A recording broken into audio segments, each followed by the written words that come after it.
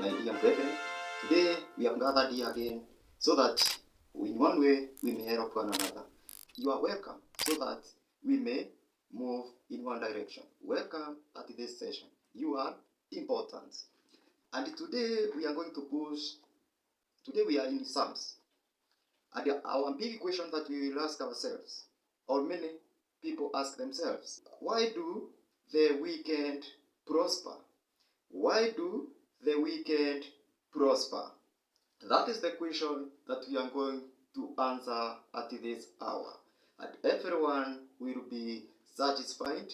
If you have gone out of the way, you will come in the way and God will move with us. Welcome. And we will begin with Jeremiah. But mostly we will push in Psalms 73, the book written by Asaph. What do Jeremiah say about the wicked prospering? Jeremiah chapter 12, verse 1 to 2 says, verse 1, Righteous are you, O Lord, when I plead with you, yet let me talk with you of your judgment. Wherefore does the way of the wicked prosper? Wherefore are all they happy who deal very treacherously? Or it means, righteous are you, present the answer of Jeremiah, as he hastens to vindicate God, even in the midst of his sorrows and danger. That the Lord judged righteously and was himself righteous. Yet the prophet desired to reason with the Lord of his action in permitting evil. Also, it seems to prosper. Such is the question of many today. Verse 2 in Jeremiah says, You have planted them, yes, they have taken root, they grow. Yes, they bring forth fruit. You are near their mouth and far from their rain. Meaning, Jeremiah reasons that if God planted Israel and took root and became a great nation and brought forth fruit, why did they not glorify him instead of being doers of evil? Instead, they brought forth evil fruit. Say, you are near in their mouth and far from their reins, refers to the priest who mouth the services, but their hearts were bowed to their idols and their sins.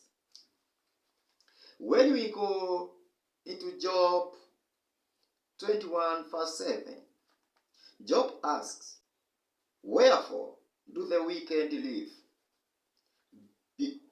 Become old, yes, are mighty in power. Meaning, Job says that sometimes the wicked live along as are righteous and are mighty in power as well.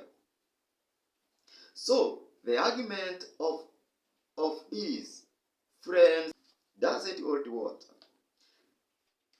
Now, having seen Jeremiah chapter 12,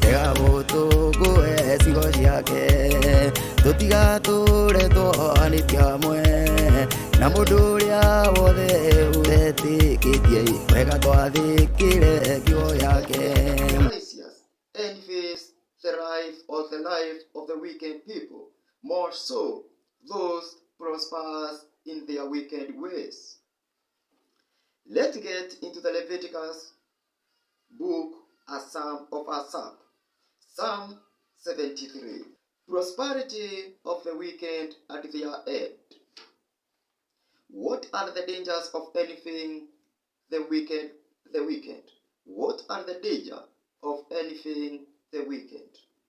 Number one, regrets.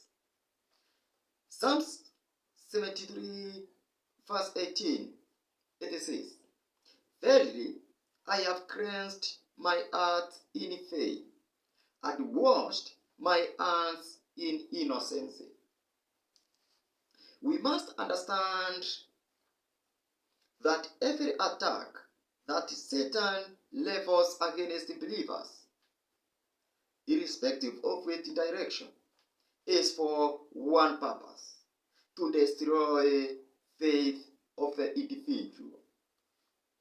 That's why Asaph had regretted being a righteous man, thinking he could have been better off as a wicked man.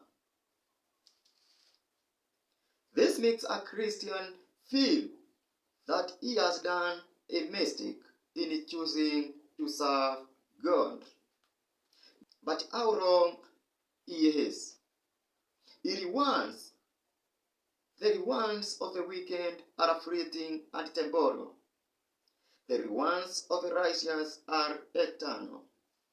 Number two, the dangers of anything the wicked.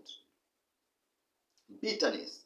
In Psalms 73 verse 16, Asaph says, When I thought to know this, it was too painful for me. Meaning, now Asaph realizes he is wrong. He knows he is sliding down a path that leads only to the destruction. Still, we does not know the answer of his dilemma. Number three, we have apostasy. In Psalms 73 verse 2, it says, But as for me, Asaph, my feet were almost gone, my steps had well nigh slipped.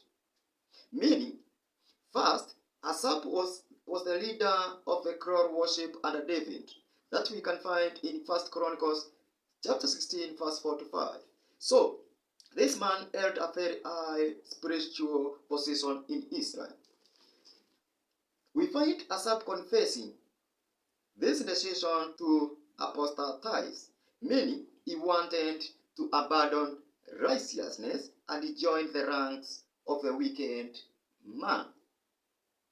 He nearly forsook the Lord.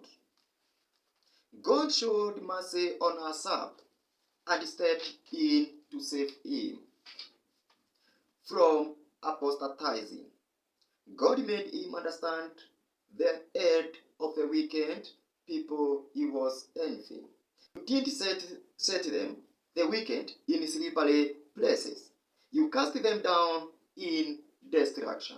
Meaning, on the surface, the road of the wicked may look prosperous. However, upon closer inspection, it is easy to see that it is slippery. Being so, they will fall to their own destruction. Verse 19, Asaph says, How are they brought into desolation? As in a moment, they are utterly consumed with terrors. Meaning, now Asaph begins to see what situations really is.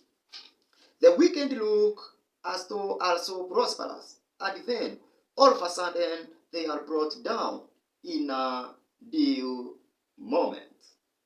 Now Asaph sees that all their boasting and clamor against God is but a facade. In a moment are utterly consumed with terror.